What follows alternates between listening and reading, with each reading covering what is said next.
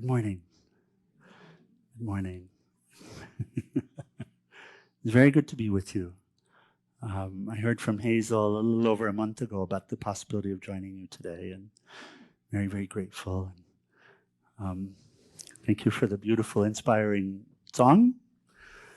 Sage Willie, my goodness, how's that? That's a wow. So the topic this morning is bondage and freedom, or we can say the path from bondage to freedom. So we'll discuss some. And in Vedanta, in the learning Vedanta, the teaching of Vedanta, which is the Sanskrit, the Eastern tradition, Vedanta meaning the highest teaching, dealing with questions such as who am I, and what is this world, and what is our connection with each other, and like this. Much of the teaching is with allegory, or allegories are used, I should say. And the reason is, if the teacher just speaks the truth, then they sit like Ramana Maharshi often did, which is just in silence. And for us neophytes, we might find it's not so helpful. Or they might say something like this: all is God. And we can nod and feel a resonance with that, but still somehow. So allegories are used, and I'll share one with you this morning, a good one, a fun one. One of the most popular, maybe the most popular, is the snake in the rope. Has anyone heard that one? Okay, we have a few, very good. Okay, that's for a future time. But that's a good one.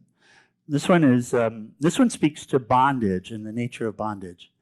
So here's the story. In India, of course, is a great desert. The Gobi Desert is a great desert, and it's massive. Has anyone ever flown over it or anything? Okay, so the big deserts, the deserts in Arabia or any of that, we've seen them, we can imagine them. So in the ancient times and still today, there are merchants who ride camels. It's really the only way to cross the desert in some of these extended travels other than flying. And the travel is days, 3 days, 4 days, something like that. And sometimes they'll have routes in many days. And the one telling the story will remind us that the camels, how do I say this lovingly? They're not so bright. And so the camel driver needs to stop over for the night and sleep. And the camel, if it's not tied down, will wander off. Now, you can picture that, and what will happen with the camel driver in the morning when the camel has wandered off. Yeah, in the middle of the desert, it's not so pretty. And then the question is, so how to tie down the camel? Because if it's not tied down, it'll wander off. Who wants to take a shot? There's no post. Oh. You tie it to yourself. So that's a good one. I like that. In a way. So here's what they do. This is actually what they do. The driver has a rope, a long rope, and they make a big production out of wrapping it around the neck of the camel and tying it up. And then honest to God, and then they bend down to the feet of the camel, just out of eyesight of the camel, and they make a big production of okay? And then they tell the camel with full faith, and Dr. Holmes will teach us full faith, yes? With full faith, okay, that's it. Now you're tied up, you can't go anywhere. And that's it. And now they go to sleep, they rest, they wake up. Guess where the camel is? So this allegory is used to help point to what the cause of bondage is for us. Now, bondage is interesting, or being tied down, especially if we consider it in that light. First, it's a common experience, isn't it? How many of us have felt trapped? Either in a difficult relationship with a terrible person, an abusive person, a bad job, in a place that we don't want to live like this, in a situation that we don't love. How many? Yeah, we don't need to do. We know it's everyone. And so,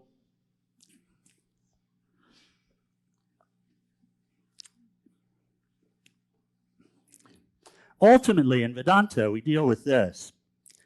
And Dr. Holmes is there. We were talking a little bit earlier about Dr. Holmes' teaching, and the question was, am I a student of? I have read Science of Mind.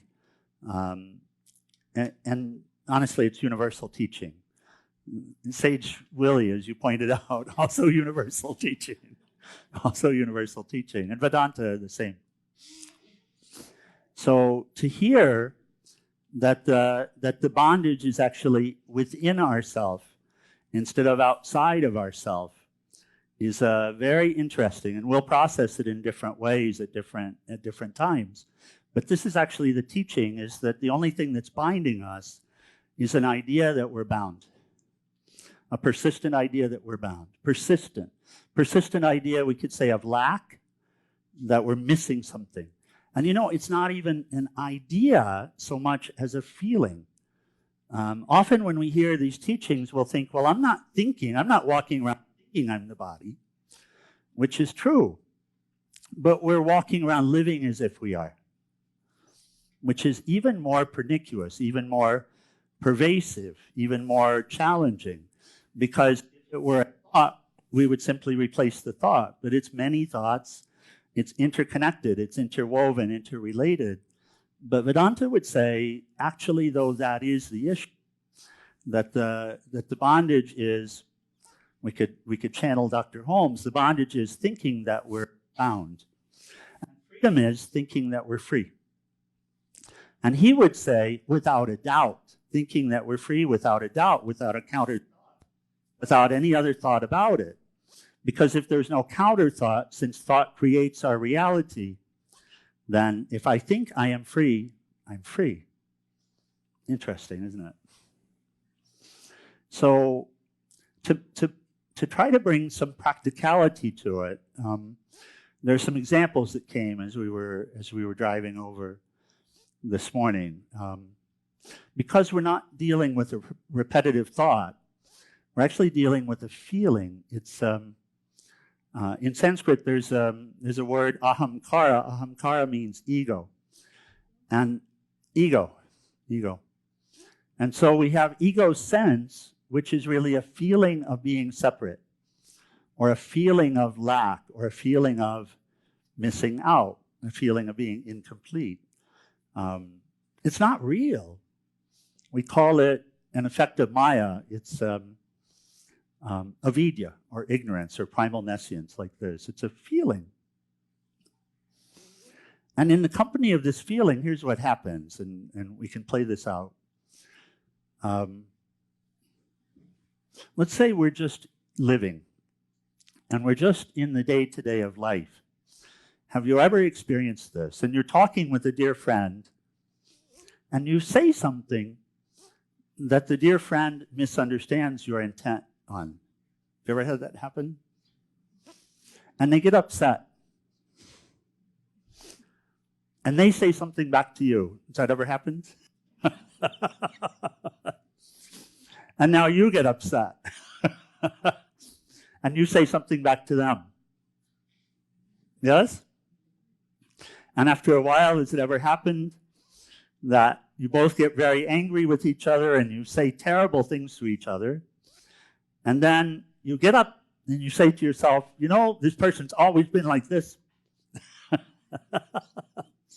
And you start playing stories in your mind about how they've always been like this. Yes? They're just a terrible person. I can't associate with them anymore. I really had it. That's it.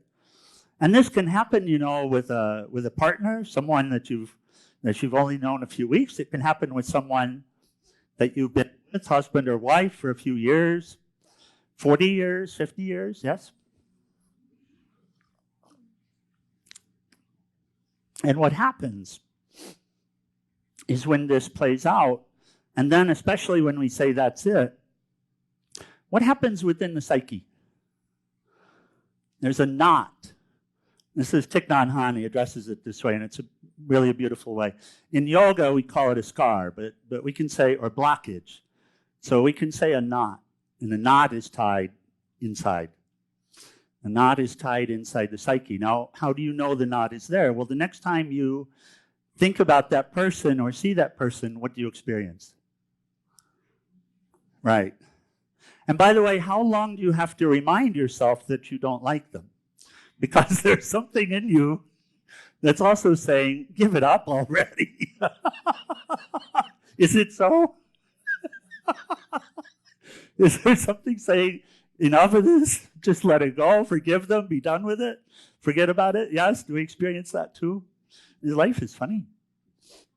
And so, and if we don't, every time we revisit it, if you think of this knot creating a blockage, it's an energetic blockage. It's a thought blockage and an energetic blockage. Can we relate? Does that make sense?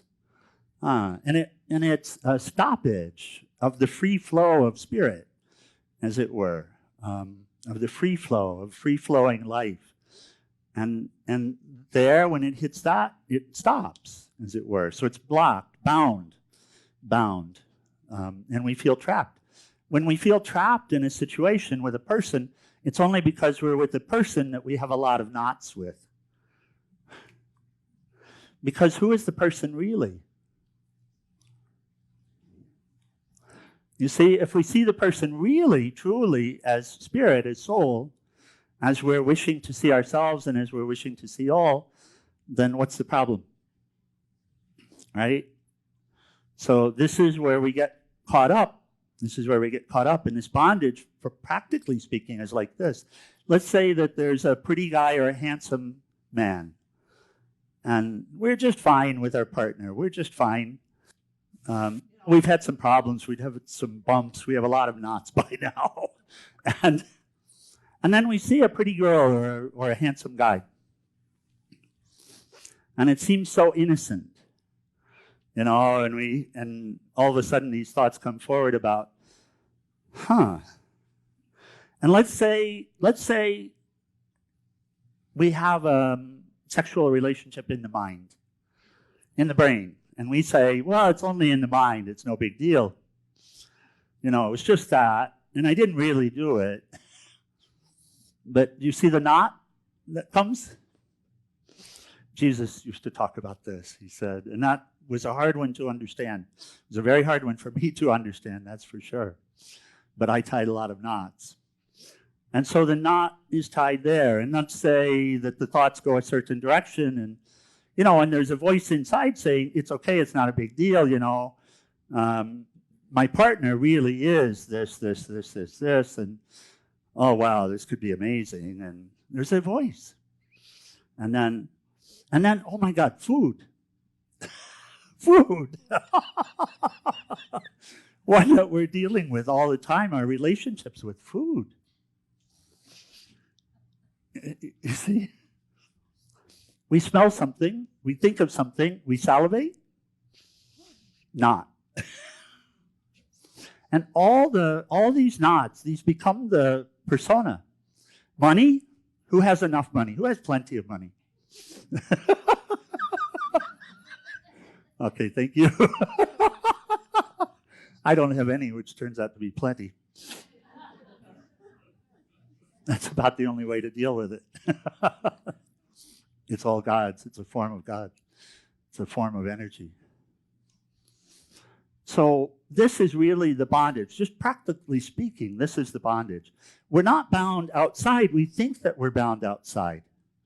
We think it's that person. We think it's that job. Does this make sense? We think it's this person or this job or this situation or, oh my God, the weather here is terrible.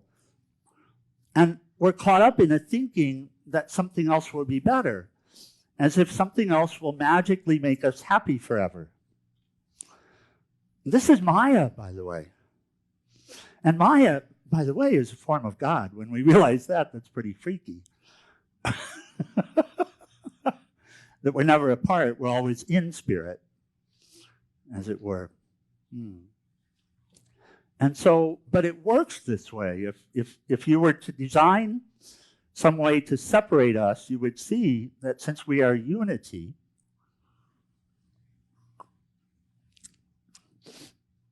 Since we are a unity, since we're actually one, the only way you could really separate us is make us think that we're separate.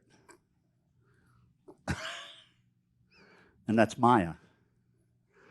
That's Maya. So the creator, the creatrix who wants to create this world, in order to create a world of duality from unity, since there's only unity, will have to help us to think that we're separate, to feel that we're separate, to feel that we're alone and incomplete and like this, which creates spiritual path, because spiritual path is coming back from that place of feeling separate and alone to understanding unity, feeling unity, to recognizing the essential unity within us. And what we discover is in our paths, we can go one direction or the other, and it starts and ends with the thoughts. Yes, actions are involved. Yes, speech are involved. But really, the transformation from duality to unity, transformation from bondage to freedom is an inside job. We become free within ourselves. Not free outside. The only way to have freedom outside is to be free within ourselves. And we mean here capital S self. The God self, the spirit self, the intuitive self, the real self, the eternal self, the unchanging self,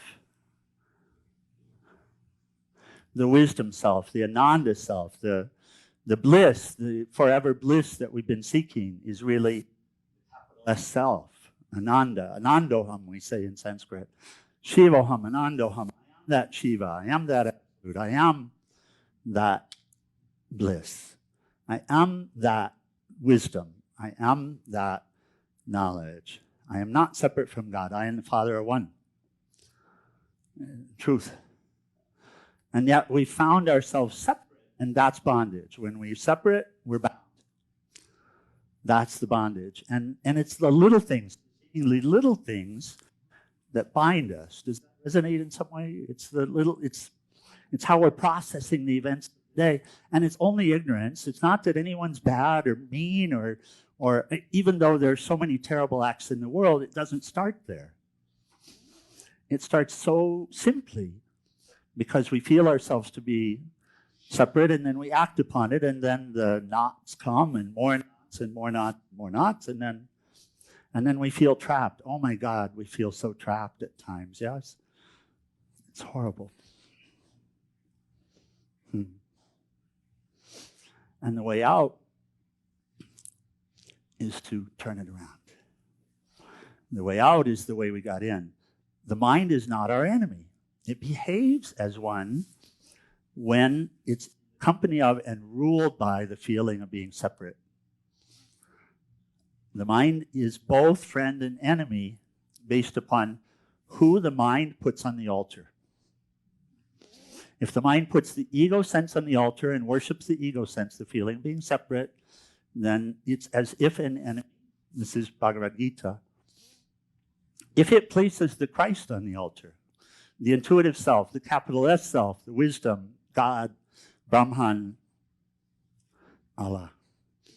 If it places that on the altar, the light, and worships that, and listens to that, and studies that, and really interrogates, then it goes that direction. So it said that there are two paths here. One path leads to bondage, and the other leads towards freedom. And we're all seeking this freedom. And so really it's about changing the thoughts, just that, and learning to recognize the difference between thoughts, thought patterns, behaviors that are detrimental, that cause bondage. And when it contributes to our bondage, it supports bondage around us as well.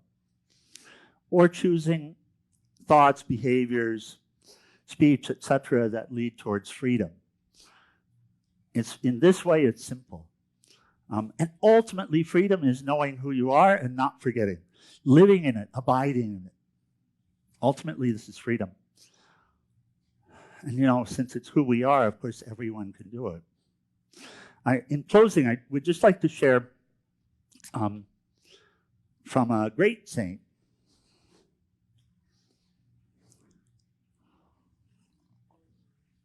Her name is Swami Lalitananda. And she's so practical. She left the body not long ago, but we found out about her and love to share her teachings. She gives 10 points on how to transform our life, and that's what we're talking about, is how to transform our life. And I'll just read them and share, and if we remember a few, that's amazing. If there are a couple of them that resonate, one or two. She says these 10 guidelines. Depend upon yourself and make the maximum self-effort for your goal every day. Do not be spasmodic in your spiritual practice. Study scripture under the guidance of a teacher and reflect upon it. Your efforts in study will not be in vain. The results will surprise you. Although the mind may seem bored, continue to persevere every day. Practice at least 15 to 20 minutes exercise every day. Be in nature as much as possible. Observe with a keen mind not only other people's, but your own peculiarities and the fallacies of your mind, so the things that we hold on to.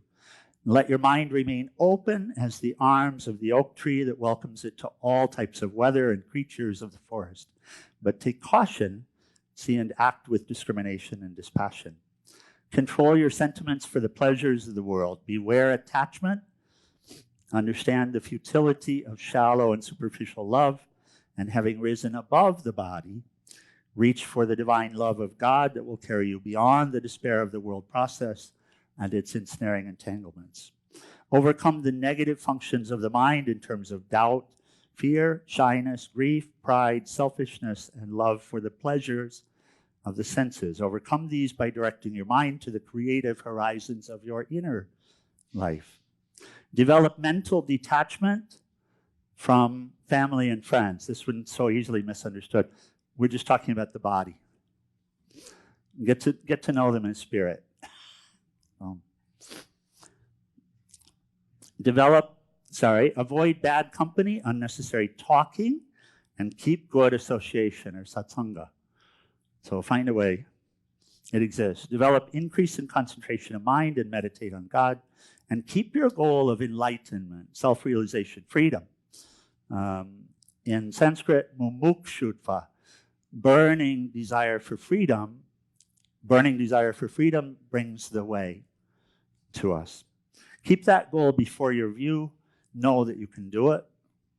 Listen to Dr. Holmes. If you're a student of Dr. Holmes, listen. He tells you you can do anything you choose to do. True? Yes. And the way. So keep the goal in front of you. Never let anything or anyone get in the way. Okay. So you are by nature free. You are by nature free. You are by nature full and complete, not separate. It's true. So it's not easy, but if you choose, you will be free. Okay, God bless us, everyone. Om Namah Shivaya. Thank you. Make a beautiful day.